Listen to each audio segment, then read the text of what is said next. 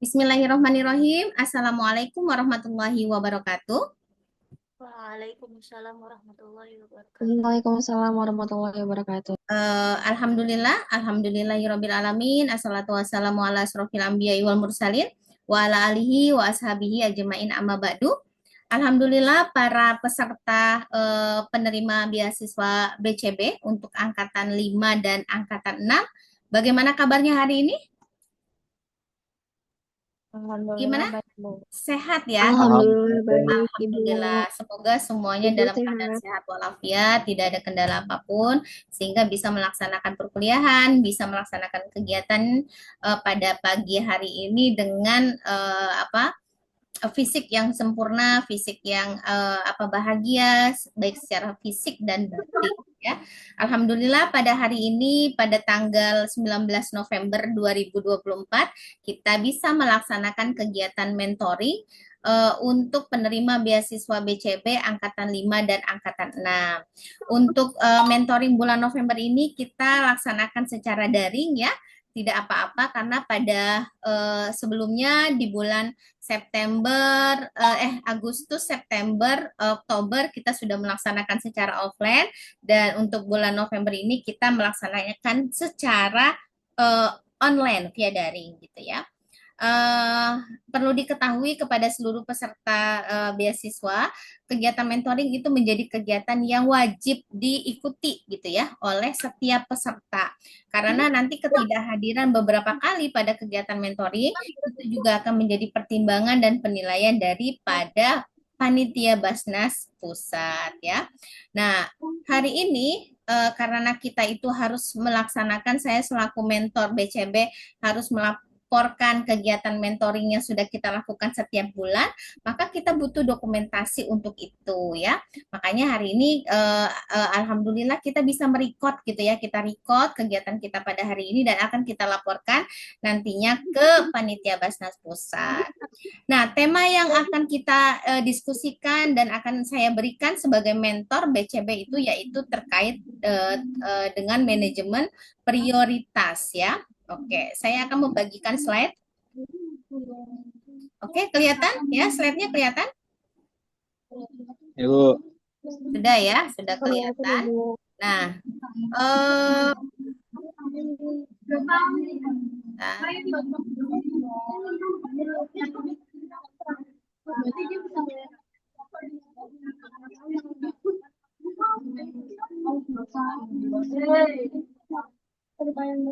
Oke. Rekan-rekan semua, kegiatan mentoring pada bulan November ini kita akan mengangkat terkait tentang apa yang dinamakan dengan manajemen prioritas ya. Manajemen prioritas tuh kalian pernah nggak mendengar atau mendapatkan materi tentang manajemen prioritas? Ada yang sudah pernah dapat sebelumnya? Belum ya? Belum apa sudah? Tidak ada suaranya?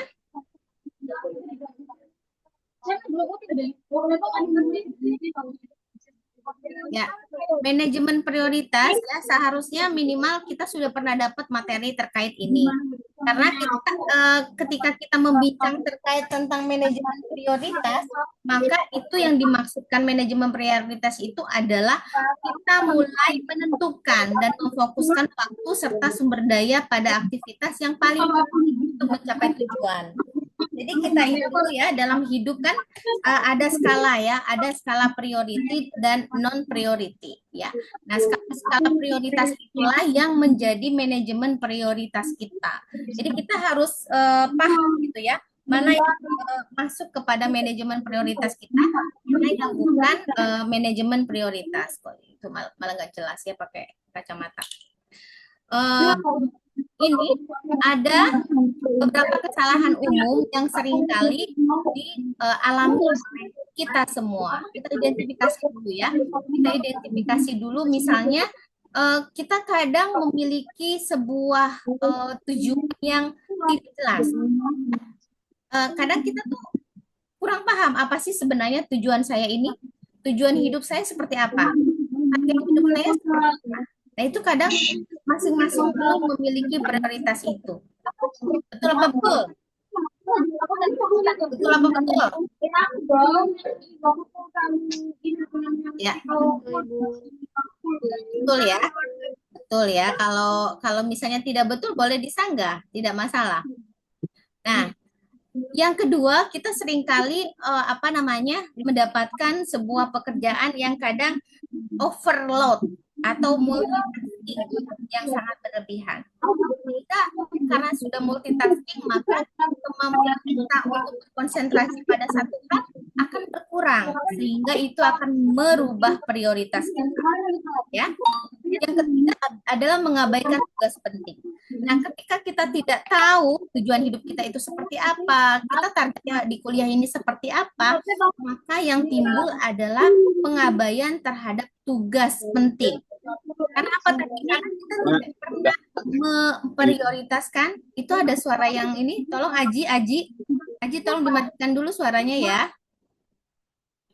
Nah, karena kita tidak punya prioritas gitu ya dalam apa namanya kehidupan kita. Tujuan hidup kita itu tidak ada priority. Maka kadang kita mengabaikan hal-hal yang padahal penting tapi tidak kita sadari, gitu ya. Nah, yang keempat, tidak memanfaatkan teknologi untuk efisiensi. Nah, teknologi ini adalah sesuatu yang dapat mempermudah pekerjaan kita. Jadi kita jangan sama sekali itu gaptek ya, gagap teknologi atau tidak mau belajar tentang teknologi. Kalau kita tidak mau belajar tentang teknologi, maka kita akan ketinggalan. Siapa yang di sini sudah apa? Saya mau minta pendapat. Kalian kalau sekarang menggunakan ini enggak alat bantu semacam Chat GPT, Gemini atau lain sebagainya AI gitu enggak dalam mengerjakan tugas perkuliahan? Menggunakan, Ibu. Hah? Menggunakan. Menggunakan, ya Nabila menggunakan. Alasannya apa Nabila menggunakan itu AI?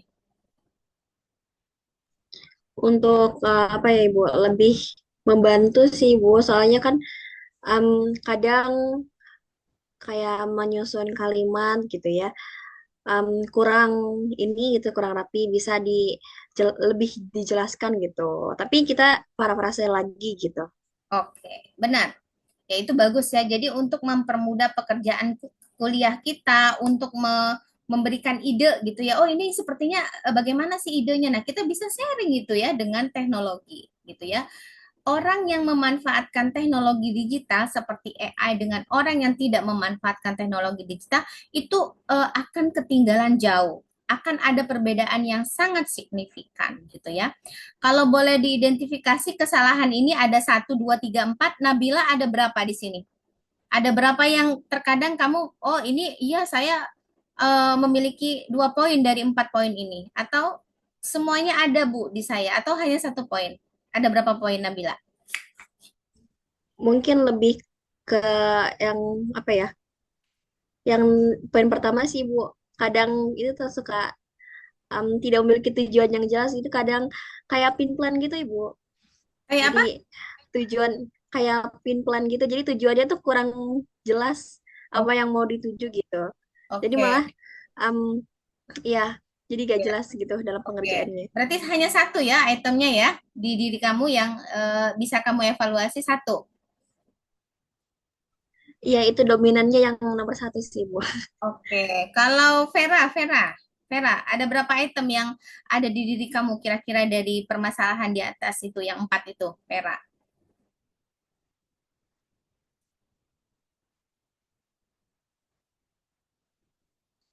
Vera, Iya, Ibu. ya. Ada berapa kira-kira yang kamu identifikasi ternyata oh ini ada loh pada diri saya? Ada berapa kira-kira di situ? Yang multitasking, Bu. Suaranya tidak terdengar, Vera. Bisa digedekan dikit volumenya? Iya, Bu. Halo. terdengar tidak? Yang pertama, ya sekarang udah bisa didengar coba. Yang multitasking, Bu.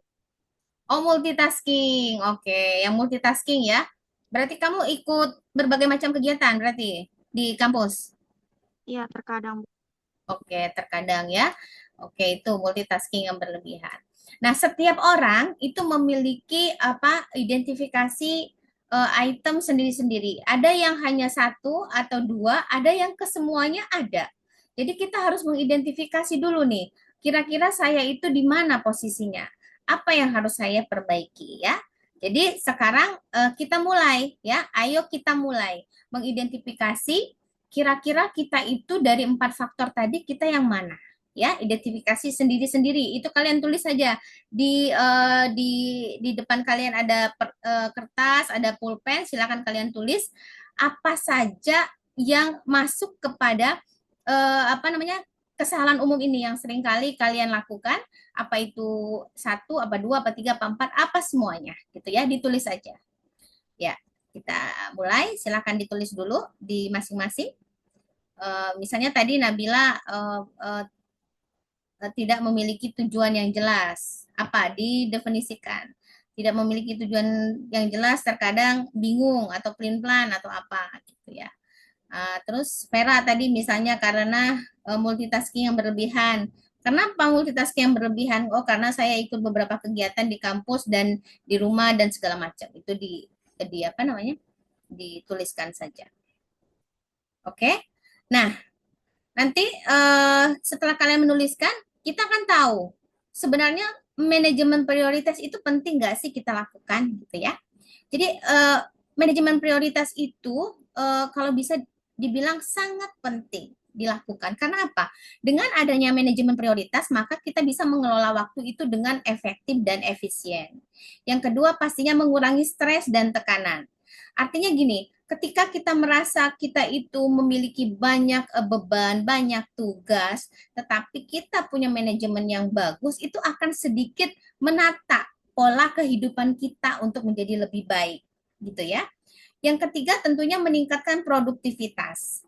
Yang keempat mencapai tujuan secara efisien. Karena ketika kita sudah bisa mengelola waktu, mengelola rencana kegiatan kita dengan baik, maka kita bisa menetapkan sebuah tujuan yang memang itu menjadi fokus utama kita. Ya, kita bisa memilih mana pekerjaan yang utama, mana pekerjaan yang merupakan pekerjaan sampingan, gitu ya. Nah, artinya ya prinsip daripada manajemen prioritas ini yang harus kamu lakukan adalah pertama mengidentifikasi dulu mana sih tugas penting dan mendesak yang harus saya lakukan gitu ya. Pertanyaannya begitu, apa kalau untuk melaksanakan perkuliahan, melakukan mentoring itu masuk tugas mendesak atau tidak, tugas penting atau tidak gitu. Itu harus kamu catat dan itu akan kamu lihat setiap hari karena itu akan menjadi pengingat kamu dalam melaksanakan setiap kegiatan. Yang kedua, kamu akan menggunakan matrik prioritasnya Eisenhower matrik. Siapa yang pernah dengar matrik prioritas Eisenhower matrik? Ada yang pernah tahu? Ada yang pernah tahu? Halo, halo, ada yang pernah tahu? Ibu belum tahu. Belum. Oke, berarti belum pada tahu ya. Oke, nanti akan kita bahas apa itu matrik prioritas Eisenhower ya. Yang ketiga, fokus pada hasil bukan hanya aktivitas. Jadi kita itu kenapa sih harus fokus pada hasil? Karena ketika kita punya target, punya hasil yang akan kita capai, maka di situ ada namanya motivasi diri untuk menjadi sesuai dengan harapan kita tadi, gitu ya. Tapi kalau memang sih ada beberapa wacana gitu yang mengatakan jangan fokus pada hasil tapi fokus pada proses gitu ya. Nah, itu juga penting karena masing-masing apa namanya pernyataan itu dia punya tujuan masing-masing ya. Mau fokus pada proses, mau fokus pada hasil, yang penting itu akan membuat kita menjadi apa ya, melecut semangat kita untuk menjadi pribadi yang lebih baik. Yang keempat, belajar mengatakan tidak pada hal yang tidak penting. seringkali, kadang ya, kita itu punya tugas penting, misalnya ya. Tetapi satu hal kita diajak oleh teman kita untuk misalnya sesuatu hal yang kurang penting, misalnya hanya nongkrong-nongkrong gitu ya, yang tidak tidak memberikan banyak manfaat dan itu kita sungkan untuk mengatakannya tidak. Padahal di satu sisi kita punya kegiatan yang lebih penting daripada nongkrong. Nah, itulah yang menjadi kelemahan. Nah, mulai sekarang kita harus berani mengatakan tidak. Karena tidak saya tidak mau karena itu bukan menjadi prioritas saya. Prioritas saya sekarang adalah mengerjakan tugas misalnya. Prioritas saya sekarang melaksanakan mentoring. Jadi saya tidak mau pergi ke sana. Itu harus bisa ya mengatakan tidak. Selanjutnya apa namanya tadi saya menyebutkan tentang matrik prioritasnya Eisenhower ya. Jadi matrik prioritas Eisenhower ini adalah sebuah alat manajemen waktu yang dirancang untuk membantu kita bisa mengidentifikasi dan mengatur tugas kita berdasarkan tingkat urgensi dan pentingnya. Misalnya kita bisa melihat mana sih ini yang urgent, maka kita harus do it fastly, quickly. Maka kita harus mengerjakan itu secepatnya kalau memang urgent. Ada yang namanya not urgent, gitu kan ya. Not urgent itu maka kita harus decide, kita harus memilih. Kita harus memilih mana yang penting dan mana yang harus kita tinggalkan. Ada namanya delegate. Delegate itu not important. Jadi sesuatu yang sebenarnya tidak mendesak, tidak juga tidak mendesak dan tidak begitu penting, gitu ya. Maka kita bisa mendelegasikan orang lain untuk mengerjakan hal tersebut. Misalnya lagi, saya kasih contoh. Kalau mengikuti mentoring ini bisa nggak kalian wakilkan dengan adik kalian misalnya? Tidak bisa. Nah, tidak bisa. Itu berarti sebuah pekerjaan yang harus kalian mengerjakan. Tidak bisa didelegasikan. Oh, biar ibu saya saja deh, Bu, yang ikut mentoring, gitu misalnya kan. Atau bapak saya aja yang ikut mentoring. Nah, itu tidak bisa. Yang harus dimentoring kan kalian selaku mahasiswa peserta gitu ya. Nah, jadi itulah yang harus menjadi poin terpenting. Yang keempat, delete. Kalau memang itu tidak penting, maka disingkirkan saja, tidak perlu dipertimbangkan, tidak perlu dipilih, tidak perlu dipikir-pikir, di-delete aja langsung, gitu ya. Nah, tadi Eisenhower itu adalah sebuah alat yang berafiliasi kepada Dwight D. David, D itu David ya, Dwight David Eisenhower. Ini dia itu adalah seorang mantan presiden Amerika Serikat yang ke-34. Dia dikenal sebagai orang yang memiliki kemampuan dalam mengelola waktu dengan sangat efisien. Jadi ini adalah mantan presiden Amerika Serikat yang ke-34. Jadi kita mesti banyak belajar lah dari teori matriks prioritasnya Eisenhower ini ya. Nah, ini tadi ya. Jadi dalam matrik prioritas Eisenhower ini dia mengklasifikasikan menjadi sesuatu yang adanya penting dan mendesak, penting tetapi tidak mendesak, tidak penting dan tidak mendesak. Misalnya kalau penting dan mendesak, oh kita harus ikut mentoring nih setiap bulan dan itu jadi prioritas, maka kita harus hadir dengan alasan apapun kita harus hadir. Yang kedua, menyelesaikan tugas perkuliahan yang penting ya. Jadi perkuliahan itu kan semuanya penting, tetapi ada hal-hal yang lebih urgent. Artinya, oh ini mendesak, harus dikumpulkan pada hari ini, deadline-nya juga sudah ada. Maka itu dulu yang kalian kerjakan. Kalau deadline-nya masih lama, oh berarti nanti itu berarti penting tetapi tidak mendesak gitu. Yang ketiga adalah mengatasi masalah-masalah darurat yang memang itu tidak butuh waktu nanti, tetapi harus pada hari itu juga. Yang kedua adalah penting tetapi tidak mendesak, misalnya mengembangkan keterampilan baru. Itu adalah penting tetapi tidak harus dalam waktu dekat. Kalian lebih prioritaskan yang urgent dulu. Yang kedua, merencanakan proyek tertentu. Misalnya kalian punya proyek apa, penelitian apa, itu bagus ya dilakukan dan itu menjadi skala prioritas tapi tidak mendesak. Yang ketiga adalah membuat skripsi. Itu kan penting ya, tetapi karena kalian ini belum menjadi kewajiban, belum sampai semester 8, berarti itu menjadi kebutuhan yang penting tetapi tidak mendesak.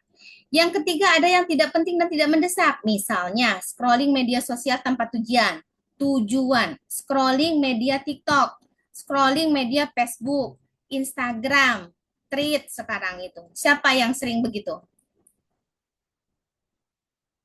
Ada? Hampir semua kayaknya ya, pernah ya. Jadi, aduh, gabut sekali nih. Aku scrolling media aja sosial tanpa tujuan, nggak tahu mau apa. Nah, itu menghabiskan waktu. Waduh, tiba-tiba udah 2 jam, 3 jam. Padahal ada perkuliahan lupa, gitu kan ya. Padahal ada tugas lupa, karena kasihkan tadi scrolling media tanpa tujuan. Yang kedua, menonton TV dan drama Korea secara berlebihan. Sampai bergadang-gadang nonton Korea, sampai lupa waktu subuh ketinggalan gara-gara nonton Korea, ketiduran. Kuliah terlambat gara-gara nonton Korea, ya. Itu tidak boleh. Itu tidak penting dan tidak mendesak. Yang ketiga, bergadang untuk sesuatu yang tidak ada manfaat. Nah, biasanya ini mahasiswa, ya, bergadang ngopi apa ya di warung-warung nongkrong. Kalau tidak ada manfaat, tinggalkan, ya. Kita harus punya skala prioritas. Nah, artinya gini, kalian harus mempunyai langkah-langkah praktis. Ya, langkah-langkah praktis itu adalah serangkaian tindakan atau tahapan konkret yang dapat kalian tetapkan untuk mencapai tujuan, tetapi dengan cara yang sederhana, efektif, dan juga fokus. Jadi tidak perlu muluk-muluk lah gitu ya. Cukup fokus pada buat daftar tugas harian kalian. Yang kedua, kategorikan tugas berdasarkan prioritas. Ada kategori yang 10 tadi yang penting dan mendesak. Kategori 5 itu adalah penting tapi tidak mendesak. Yang satu adalah tidak penting dan tidak mendesak, ya. Yang ketiga adalah fokus pada tugas utama. Setelah kalian sudah tahu fokus utama kalian itu apa, lalu kalian evaluasi dan refleksi secara berkala, ya. Nah, itu ya langkah-langkah praktisnya. Nah, ini adalah sebuah pernyataan dari saya terkait bahwa kegiatan mentoring BCB setiap bulan itu harus menjadi prioritas bagi penerima beasiswa BCB. Jadi karena ini adalah prioritas, tolong kalian menyisihkan waktunya sehari dalam 30 hari untuk bisa mengikuti kegiatan mentoring BCB. Karena ini masuk kepada kategori penting dan mendesak. Begitu ya. Oke, saya kira itu saja. Semoga hari Anda menjadi luar biasa dan bermanfaat. Akhirul kalam, wabillahi taufiq wal hidayah. Wassalamualaikum warahmatullahi wabarakatuh. Waalaikumsalam warahmatullahi wabarakatuh. Baik, ada pertanyaan sebelum kita akhiri? Barangkali ada 1-2 pertanyaan, boleh? Sebelum waktu kita habis.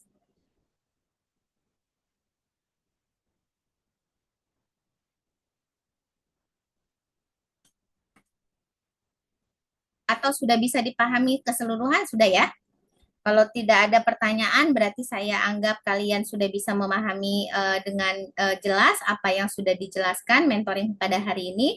Dan terakhir, silakan tolong dinyalakan semua kameranya karena kita akan ambil untuk perfotoan.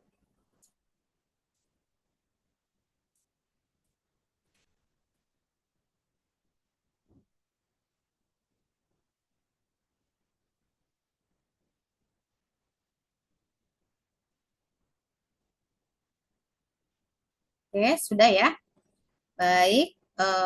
Ini yang belum menyalakan kamera, Uswatun Nurrohma Irfan Nawawi, tolong dinyalakan dulu kameranya sebentar untuk dokumentasi saja.